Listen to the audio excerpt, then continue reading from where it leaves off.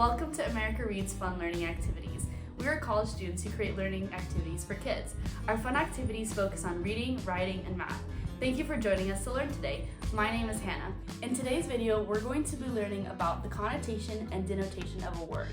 Then we're going to learn what synonymous words are and how we can identify the nuances between different word meanings. Before we get started on our activity, let's gather our materials. So what you're going to be needing for the simple reading lesson will be blank sheets of paper, stapler or glue and tape, a pair of scissors, and then colored pencils or markers. Okay, so every word has a denotation and a connotation. So the denotation of a word is the literal or primary meaning of a word. On the other hand, the connotation of a word refers to the inferred meaning, such as the feelings or ideas that the word suggests.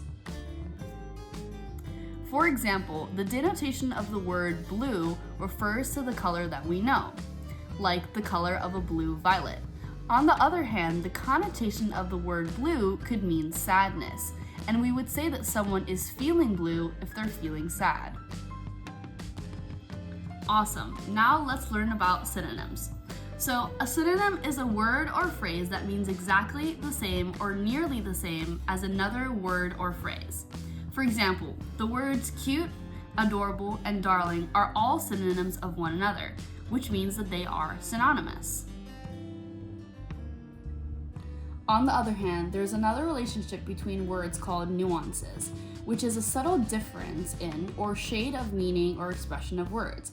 For example, there's a nuance between the words hot and boiling. They are not synonymous because they don't mean exactly the same or nearly the same thing, but they are within the same group of words that describe something that is high in temperature.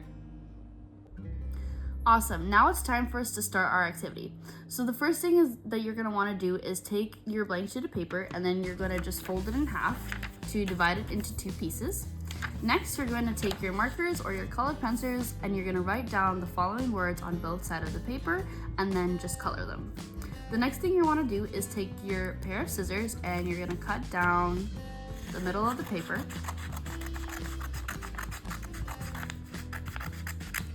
And then you're going to cut out each word into its own strip.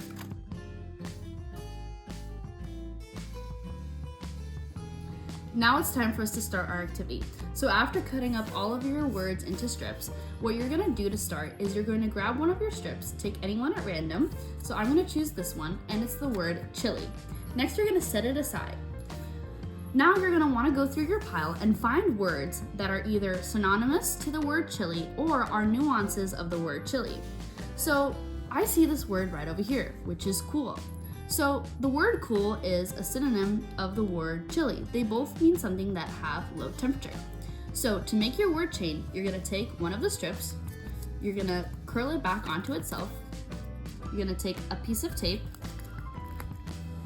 and you're going to tape the first ring together. So that's our first ring. Then we take the second word that is a synonym or nuance of that first word, and we're going to link it with the first chain. Also curl it and take a piece of tape and tape it up to close the chain. So each chain has 3 words. So let's look for the third word that is either a synonym or a nuance of both the word cool and chili. And here it is, freezing. So we can see that this is a synonym of the word chili and a nuance of the word cool. And then we just add it to our word chain.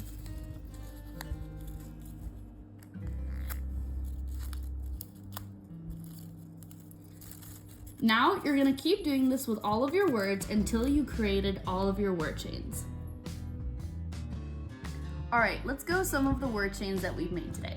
So now that we finished our activity, we can see that some of the word chains we made were small, little, tiny, and mini. We can see that these are all synonyms of one another, and some are nuances of some words and nuances of others. Another one we can look at is the one we made earlier, which is freezing, cool, chilly, and cold. In this example, cold and cool are nuances of each other, not synonyms. But freezing and cold are synonyms. Thank you for joining us to learn today. We hope you come back to learn some more. Please like and subscribe to our channel, and we will be back with more videos.